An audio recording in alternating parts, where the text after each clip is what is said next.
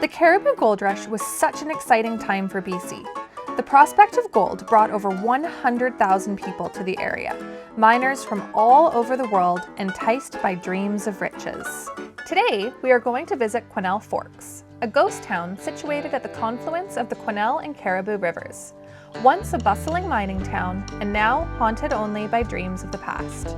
It is quite remarkable to wander through the old cabins, trying to imagine who might have lived here and how life might have been during that exciting time.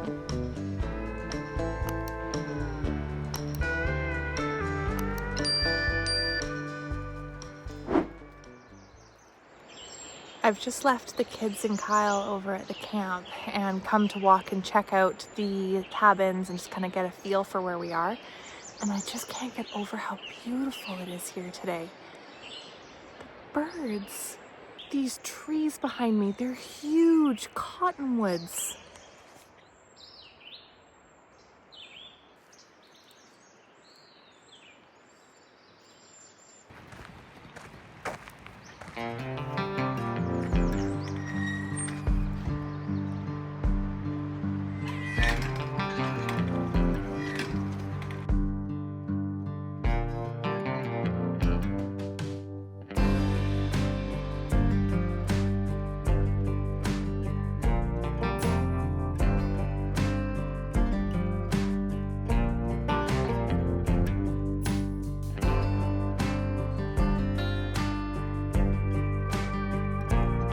This place is so messy, and what happened here?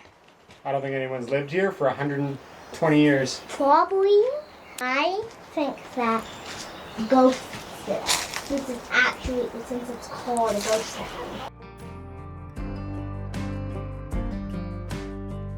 This cabin still had remnants of newspapers that once lined the walls for warmth. Double breech loader, $5. Rifles, $1.75. Bicycles, $15. We read that the last resident of Quesnel Forks finally moved away in 1979. But today, we found that to be untrue. Oh, he's still in there. Aww. So cute. It's so cute. I think it's a baby pack rat. A pack rat? I don't know. Baby? I'm not sure. Guy. His tail's massive. Really cute though. Little guy. He's like, hello, did you see his hair front? She's like, hello, what do you want? He's so sleeping. Look at all the leaves he's got out for his little bed. Yeah. I just want to pet him. No, don't touch him. Keep your hands to yourself.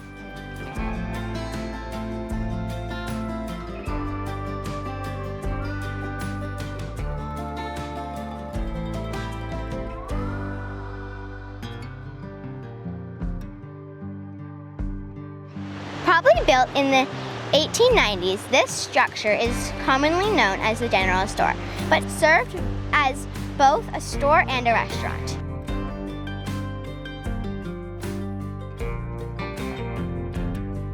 The local volunteers that restored these cabins did a beautiful job, and we all enjoyed reading the plaques stationed outside each cabin that helped tell the story of the previous residents. This is a classic example of a miner's cabin, small and easy to heat. It also could have been a shoe store because a lot of shoes are found inside. I think I found some of the shoes. Why are they laid right in the window? This is the sporting house, home of the Lady of Ill Repute.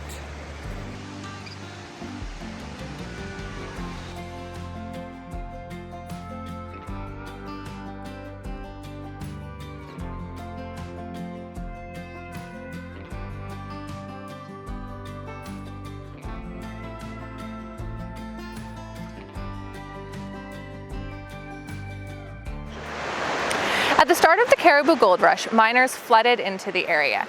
At its peak, Quesnel Forks was home to almost 5,000 people. But in 1865, the Caribou Wagon Road was completed. The wagon road bypassed Quesnel Forks to take a more direct route to Barkerville, which was quickly becoming the hub of gold mining in the province. The population of Quesnel Forks vanished almost overnight, leaving a scant 200 people behind. Those that stayed behind in Quesnel Forks still had dreams of striking it rich. Many used simple methods like gold panning or using a hand rocker to extract the gold washing downstream.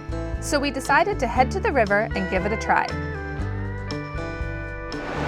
Out here on the edge of the Caribou River at Quesnel Forks, we're just upstream from where the Caribou meets the Quesnel River, and having a little gold pan. The kids are loving it. It's so gorgeous here today.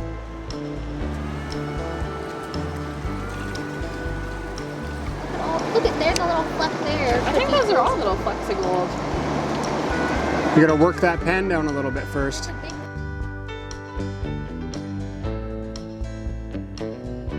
I'm gonna dip some water in. Look, and we're gonna shake, shuffle, shuffle, shuffle back and forth, okay? And then we're gonna do it again. We get some water in there and shake, shake, shake, and then we wanna let it spill over the edge to lose some of those light rocks, because all the heavy gold is sinking into that bottom corner, okay? So you're gonna spill, spill, spill some rocks, and then add a little water and spill, spill, spill some rocks. And you're gonna do that till there's just black sand and gold left in the bottom. It's a really slow, painful process. And see, you can do that too, just wash some of those rocks off. Pick some of these big guys out because they're just gonna get in your way once you get down to the finer stuff. Sound good? You got that? Okay, get panning.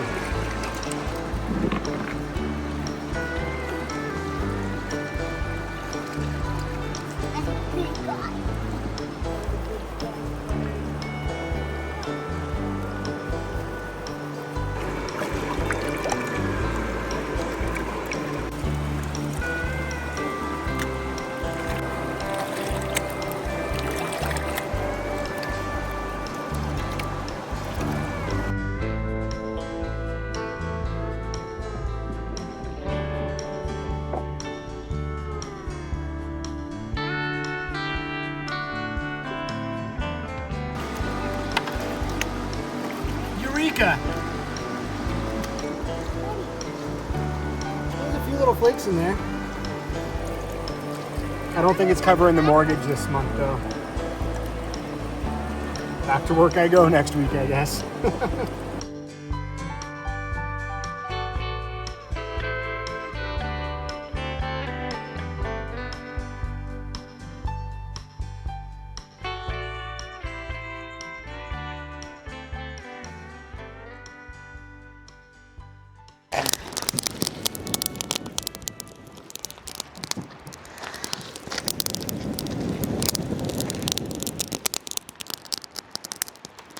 You're gonna spin.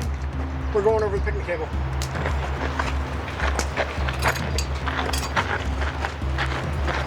And to me and Maya a little bit. Oh, good.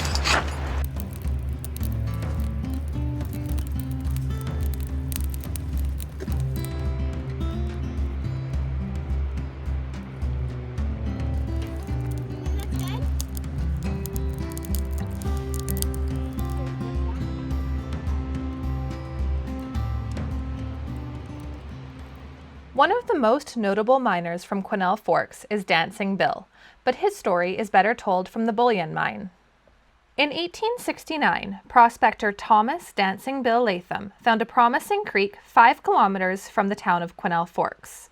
Bill worked that claim for 10 years, extracting up to 7 ounces of gold a day using just a hand rocker. After his departure, Dancing Bill Creek was taken over by the Caribou Hydraulic Company, renamed the Bullion Pit Mine, and later became the largest hydraulic placer mine in the world.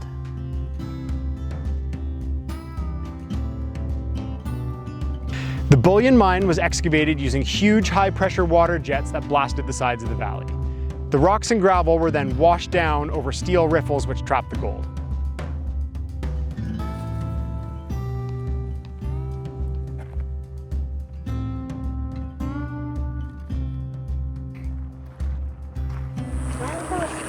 These things are crazy, hey? They're huge. Can you imagine the amount of water that came out of these in order to blast the sides of the canyon right down? And what did you say? They hauled these up on the wagon road, right? Yeah, they took them to Ashcroft by train and then put them on wagons and hauled them all the way from Ashcroft up here, like 300 kilometers with wagons and horses. That's crazy.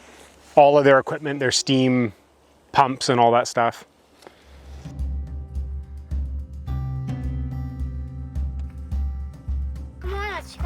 blacksmith shop. It's different than the last time we were here. This is for rolling sheet metal. These are flanges.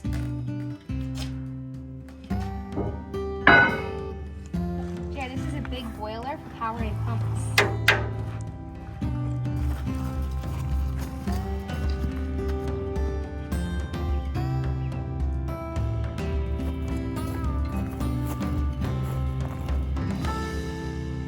Water was the #1 commodity necessary to operate the Bullion Mine. A vast network of water ditches, spreading over 53 kilometers, supplied the mine with over 28 million cubic meters of water. So here we're walking down one of the ditches, you guys. This is where the water would have come through. And about every 1.5 kilometers, they had a small cabin for the workers to live in so they could keep their section of the trench clean so the water never stopped flowing. What happened to the cabin? Well, they're all taken down now. It's absolutely insane to think of the amount of water that would have been moving through these ditches constantly to keep those huge pumps just blasting all the time. Look at that, Maya. The side of the ditch is taller than your head. And they always needed more water. On dry years, droughts, they had to scour the area, find new creeks to divert. A whole bunch of lakes in the area were formed in the hopes of bringing water here to this mine. Polly Lake and Moorhead Lake, a few others in the area. It's just crazy, the feat of engineering that was managed to get this mine going. Big blue mushrooms. Are they blue? Yeah. Look at that, the tops of them. You know what they are? They're stepping stools for a ferry. Oh. And this one looks like a troll nose. Don't touch it. Nature's so pretty.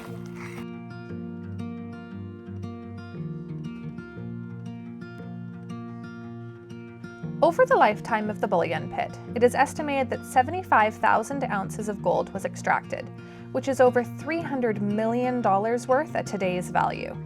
Over 200 million tons of dirt and gravel were washed away, creating a huge chasm more than 250 meters wide, 120 meters deep, and 3 kilometers long.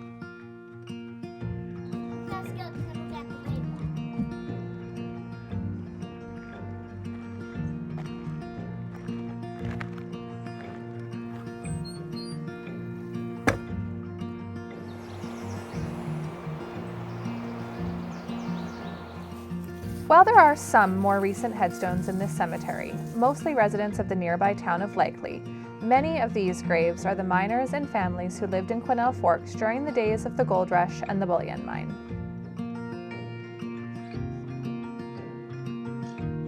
Killed by a falling rock in the Bullion Mine. I don't know, it's just interesting. We've been learning all about the Bullion Mine today, and we looked at all that equipment there and everything else, and this guy, he could have very well worked those water cannons we were looking at. Like, he might have been one of the guys that worked in that mine. I don't know, it just makes you think about it all. Maybe he was the person who owned the blacksmith. Maybe he was the blacksmith there, who knows?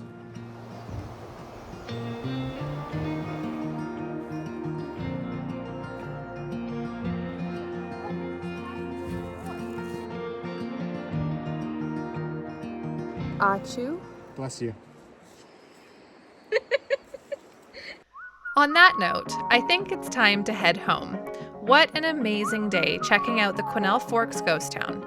We all learned a lot about the history of the area, and even though we didn't strike it rich on the river, we definitely got a sense of the gold fever that touched so many people. If you enjoyed our video, don't forget to click subscribe so you don't miss our next SneakAway adventure.